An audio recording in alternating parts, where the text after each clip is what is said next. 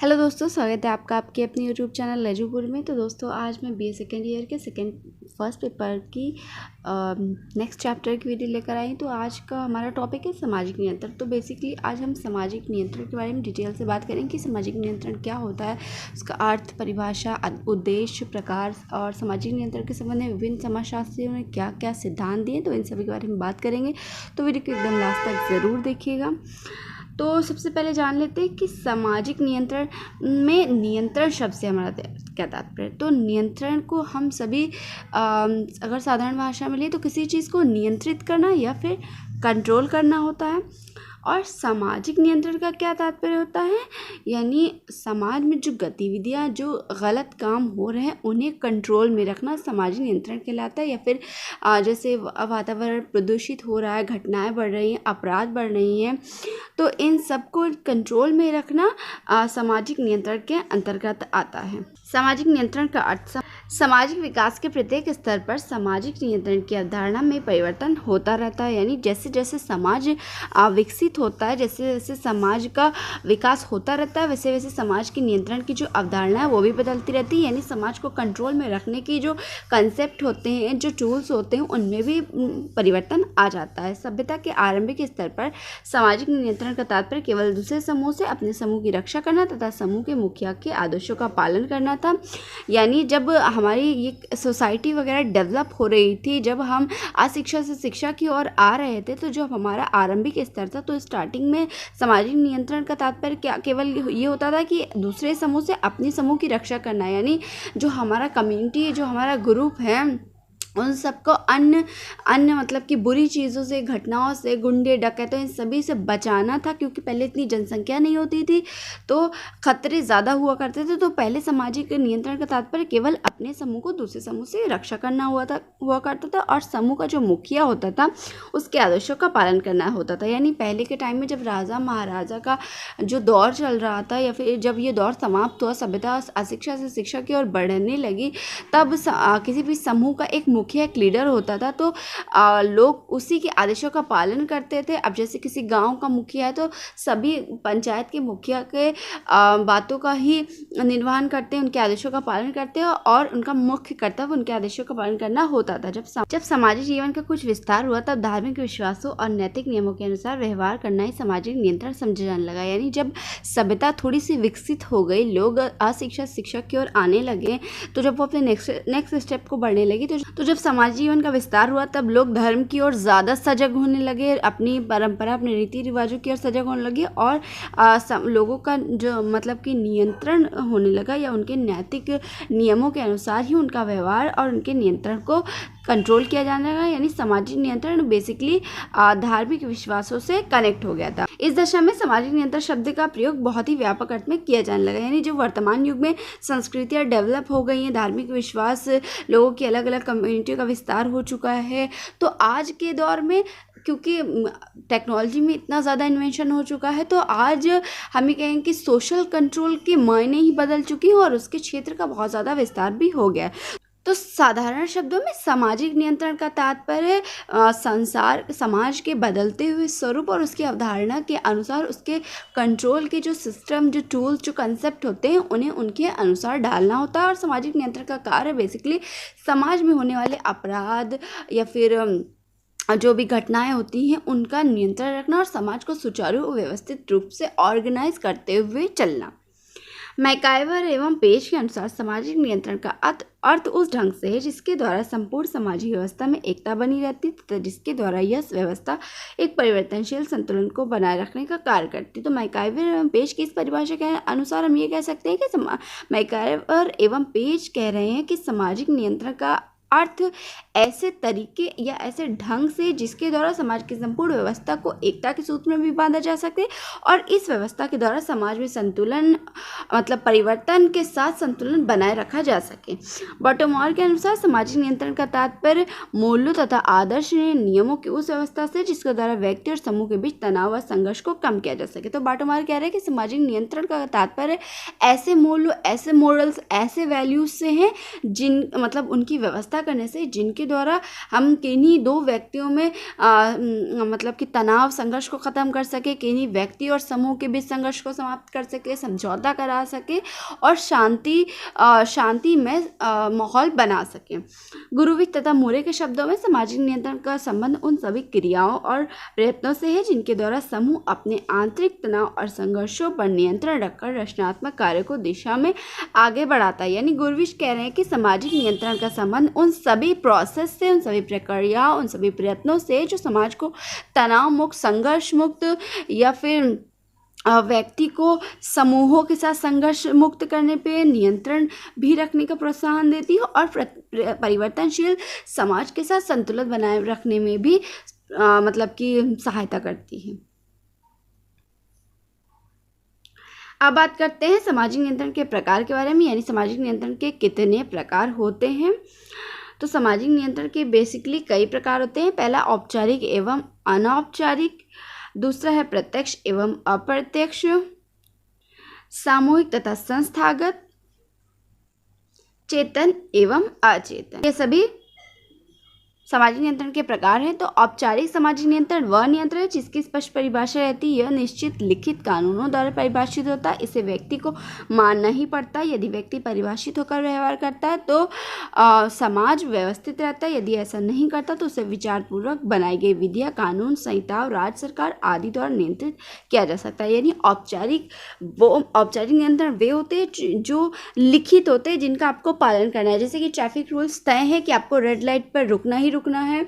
तो ये कुछ ऐसे नियम होते हैं समाज को नियंत्रित करने के लिए जो लिखित होते हैं, जिनकी एक विधि होती है, एक कानूनी है, मतलब उनके तोड़ने का एक प्रावधान, अगर आपने तोड़ा है तो उसकी सज़ा का भी प्रावधान है। तो ये लिखित होते हैं। ये सभी नियंत्रण द्वितीयक एवं औपचारिक साधन, इसलिए इस प्रकार के नियंत्रण को द्वितीयक नियंत्रण भी कहते हैं, क्योंकि ये सभी फॉर्मल है, ये सभी कानूनी तौर पर प्रावधानिक है। तो इन्हें औपचारिक साधन के साथ साथ इन्हें द्वितीयक नियंत्रण भी कहते हैं। यह नियंत्रण चेतन रूप से किया जाता है। इसे लोक सचेत या जागरूक नियंत्रण भी कहते हैं। यानी जैसे जागरूकता अभियान चलाया जाता है ना, वैसी तरह जो जागरूकता अभियान चलाया जाता है वो समाज को नियंत्रित रखने के लिए, जैसे कि मास्क का कोविड-19 चल रहा था तो मास्क को स्प्रेड करने के लिए या मास्क पहनने के लिए जगह जगह पर माइक्स लगाए जाते थे।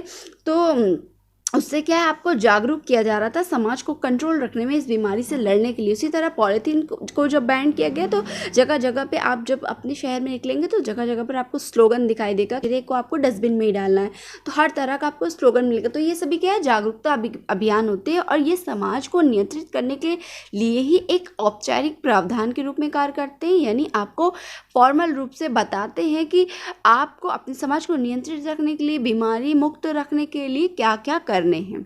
तो इन्हें जागरूक नियंत्रण भी कहते हैं। यह नियंत्रण चेतन रूप से किया जाता है। इसे लोग सचेत या जागरूक नियंत्रण भी कहते हैं। इस प्रकार का नियंत्रण आधुनिक समाज में देखने को मिलता है। इसका विरोध करने पर दंड दिया जाता है। राज, कानून, शिक्षा इत्यादि इसके औपचारिक नियंत्रण के साधन हैं। के विपरीत यदि अनौपचारिक नियंत्रण की बात करें तो अनौपचारिक नियंत्रण वो नियंत्रण होता है जिसमें चेतन विधियां या नियंत्रण नहीं किया जाता। मतलब ये स्वयं व्यक्ति के अंदर स्वयं ये अनुभूतियाँ होती है कि उन्हें क्या करना चाहिए और क्या नहीं करना चाहिए। यानी इस प्रकार के जो अनौपचारिक नियंत्रण होते हैं वो व्यक्ति में स्वयं रूप से विकसित होते हैं। नेक्स्ट है प्रत्यक्ष एवं अप्रत्यक्ष। तो कॉलमैन ने सामाजिक नियंत्रण को प्रत्यक्ष तथा अप्रत्यक्ष में विभाजित किया। प्राचीन समाजों, प्राथमिक समूह तथा जनजाति समाजों के प्रत्यक्ष सामाजिक नियंत्रण पाया जाता है। यह नियंत्रण समीप रहने वाले व्यक्तियों अथवा समूह द्वारा लगाया जाता है। इसके विपरीत अप्रत्यक्ष नियंत्रण द्वितीयक समूह द्वारा लगाया जाता है। यह नियंत्रण है, इसमें नियंत्रण का स्रोत व्यक्ति से काफ़ी दूर होता है। विभिन्न संस्थाओं और समूह द्वारा लगाया गया नियंत्रण अप्रत्यक्ष भी होता है। तो बेसिकली प्रत्यक्ष नियंत्रण प्राथमिक नियंत्रण होते हैं जो समूह और जनजातीय समाजों पर प्रत्यक्ष रूप से समाज को नियंत्रित करने के लिए, घटना मुक्त, दुर्घटना मुक्त, बीमारी मुक्त करने के लिए लगाया जाता है। इसके विपरीत जो अप्रत्यक्ष नियंत्रण होते हैं ये द्वितीयक समूह द्वारा लगाया जाता है। इस प्रकार के नियंत्रण के स्रोत व्यक्ति से दूर होते हैं। देखो प्रत्यक्ष का मतलब क्या होता है, हम किसी को प्रत्यक्ष रूप से या फिर एक्चुअल रूप से हम करवा सके, देख सके। और जो अन्य मतलब अप्रत्यक्ष होता है वो दिखाई नहीं देता, व्यक्ति से दूर होता है, तो उसे अप्रत्यक्ष नियंत्रण कहते हैं। सामूहिक एवं संस्थागत। तो फीचर ने सामाजिक नियंत्रण को दो प्रमुख श्रेणियों में विभाजित किया, यानी सामूहिक एवं संस्थागत। जो सामाजिक नियंत्रण के प्रकार ये फीचर ने दिए। फीचर ने सामूहिक एवं संस्थागत नियंत्रण दिया है। सामूहिक नियंत्रण उस नियंत्रण को कहा जाता है जो प्राथमिक एवं द्वितीयक समूह द्वारा रखा जाता है। द्वितीयक समूह की तुलना में प्राथमिक समूह द्वारा लगाए जाने वाला नियंत्रण अधिक प्रभावशाली होता है। संस्थागत नियंत्रण संस्थाओं द्वारा रखा जाता है, यानी सामूहिक नियंत्रण समूह के द्वारा लगाया जाता है और जो संस्थागत नियंत्रण होते हैं वो किसी संस्था द्वारा अपने इंस्टीट्यूट में कार्यरत लोगों पर नियंत्रित रखने के लिए किया जाता है। नेक्स्ट है चेतन एवं अचेतन। तो सचेत सामाजिक नियंत्रण को सामाजिक व्यक्तियों पर जानबूझकर लगाता है, यथा कानून, प्रचार, शिक्षा इत्यादि। यानी ये जो चेतन नियंत्रण होते हैं वो व्यक्तियों पर जानबूझकर लगाए जाते हैं, जैसे कि हमारा कानून है या फिर किसी चीज़ के प्रचार करना या फिर हमें शिक्षा प्राप्त करना।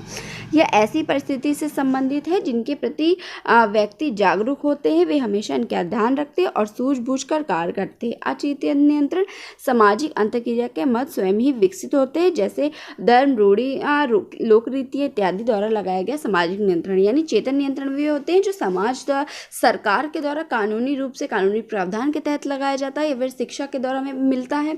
अचेतन जो नियंत्रण होते हैं वे हमारे धर्म, हमें रूढ़ियाँ, हमारे परवरिश जो होती है वो हमें गलत करने से रोकती है। तो इन सभी विवेचन से ये स्पष्ट हो जाता है कि सामाजिक नियंत्रण के अनेक प्रकार हैं अथवा इसका अनेक स्वरूप भी है। वास्तव में इन सभी से हमारे व्यवहार एवं चेतन अचेतन दोनों रूप से नियंत्रण रहता है। अब बात करते हैं सामाजिक नियंत्रण के उद्देश्य के बारे में, यानी वो कौन कौन से उद्देश्य हैं जो सामाजिक नियंत्रण को प्रभावशाली बनाने के लिए रखे जाते हैं। पहला, व्यक्ति के व्यवहार पर नियंत्रण। तो सामाजिक नियंत्रण का उद्देश्य व्यक्ति के समाज विरोधी व्यवहार को संतुलित करना है। सामाजिक नियंत्रण का यह कार्य परिवार, सामाजिक दबाव, रीति रिवाज, शिक्षा, कानून इत्यादि करते हैं। यानी व्यक्ति का जो व्यवहार है, जो अनुचित व्यवहार है, उचित व्यवहार नहीं, जो व्यक्ति का अनुचित व्यवहार होता है उसे सामाजिक नियंत्रण के द्वारा नियंत्रित किया जाता है। इसमें मुख्य भूमिका के रूप में व्यक्ति का परिवार और सामाजिक दबाव, रीति रिवाज और हमारी शिक्षा व्यवस्था, हमारे कानून, ये सभी मुख्य भूमिका अदा करते हैं। नेक्स्ट है परंपराओं की निरंतरता।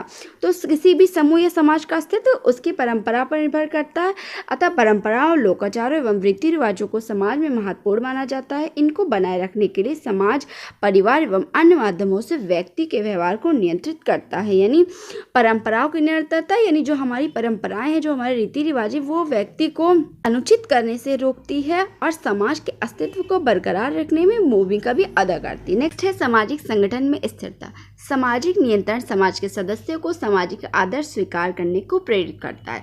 सामाजिक नियंत्रण क्या करता है? व्यक्ति को सामाजिक आदर्श को ग्रहण करने के लिए प्रेरित करता है, उसे एक अच्छा व्यक्तित्व प्रदान करता है, उसके सामाजिकरण में सहायक होता है और उसकी अचेतन जो प्रवृत्तियां होती हैं उन्हें नियंत्रित करने के लिए प्रेरित करता है, या उन्हें व्यवहार के मापदंडों के अनुसार कार्य करने, प्रथा और अच्छे आचरणों का पालन करने के लिए भी बात करता है। इससे सामाजिक संगठन में स्थिरता बनी रहती है। यानी जो सामाजिक नियंत्रण होता है वो व्यक्ति को गलत कार्य करने के लिए रोकता है, गलत व्यवहार भी करने के लिए रोकता है और उसके व्यवहार को मापदंडों के अनुसार कार्य करने के लिए और अच्छे आचरण करने के लिए भी प्रेरित है।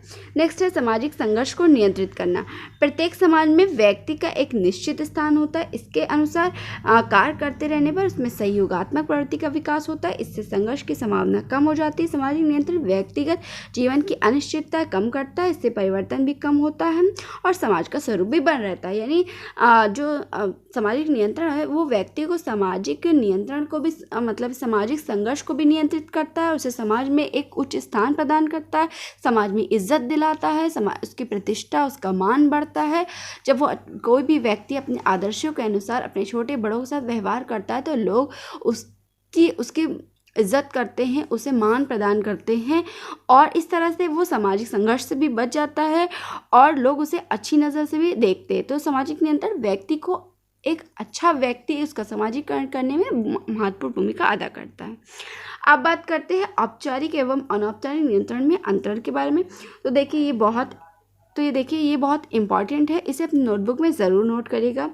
औपचारिक नियंत्रण सुपरिभाषित और लिखित होता है, इसकी अभिव्यक्ति कानून में होती है। औपचारिक नियंत्रण क्या होता है? ये स्पष्ट होता है, ये लिखित होता है और कानूनी प्रावधान पर आधारित होता है। अनौपचारिक नियंत्रण कभी भी पूर्णतः लिखित नहीं होता बल्कि इसका रूप परंपराओं में स्पष्ट होता है, यानी ये हमारे रीति रिवाजों परंपराओं के द्वारा हमारे व्यवहार में झलकते हैं। नेक्स्ट है सामाजिक नियंत्रण बाध्यता मूलक होता है, इसके अंतर्गत नियम तोड़ने पर निर्धारित अनिवार्य दंड दिया जाता है। अनौपचारिक नियंत्रण में इतनी अधिक बाध्यता नहीं होती, इसकी अवहेलना पर दंड भी परिस्थिति के अनुसार दिया जाता है। यानी जो औपचारिक नियंत्रण होते हैं ये कानूनी आधारित होते हैं, तो जब आप इनके नियम को तोड़ेंगे तो आपको दंड भी मिलेगा। यानी आप जब ट्रैफिक रूल्स तोड़ेंगे, आप हेलमेट नहीं पहनेंगे, आप ट्रिपलिंग कर कर चलेंगे बाइक पर, तो आपको इसका खामियाजा भी भुगतना पड़ेगा, आपको चालान भी कटेगा। लेकिन अनौपचारिक नियंत्रण में ऐसा कुछ नहीं होता, मतलब कि दंड की कोई बाध्यता नहीं होती। इसमें ऐसा कहा जाता है कि प्रकृति इन्हें स्वयं दंडित करेगी।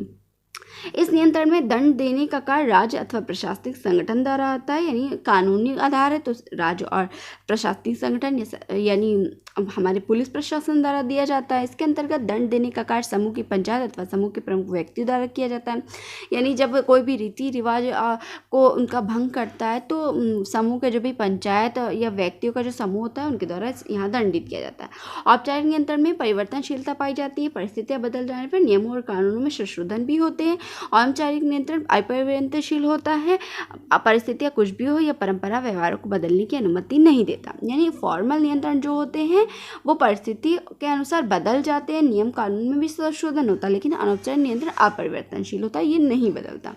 नियंत्रण का यह स्वरूप योजनाबद्ध होता है, इसका निर्माण आवश्यकता और साधनों को देखते हुए किया जाता है। अनौपचारिक नियंत्रण का विकास एक लंबी अवधि में धीरे धीरे अपने आप होता है। तो दोस्तों ये थे हमारी आज का टॉपिक सामाजिक नियंत्रण। आशा करती हूँ ये वीडियो आपके लिए हेल्पफुल रहे। वीडियो अच्छी लगे तो लाइक ज़रूर कीजिएगा और चैनल पर नए तो सब्सक्राइब कर लीजिए, साथ में लगे बेल आइकन को भी हिट कर दीजिए। मिलता है नेक्स्ट वीडियो में, तब तक के लिए अपना खूब ख्याल रखिए। Bye bye.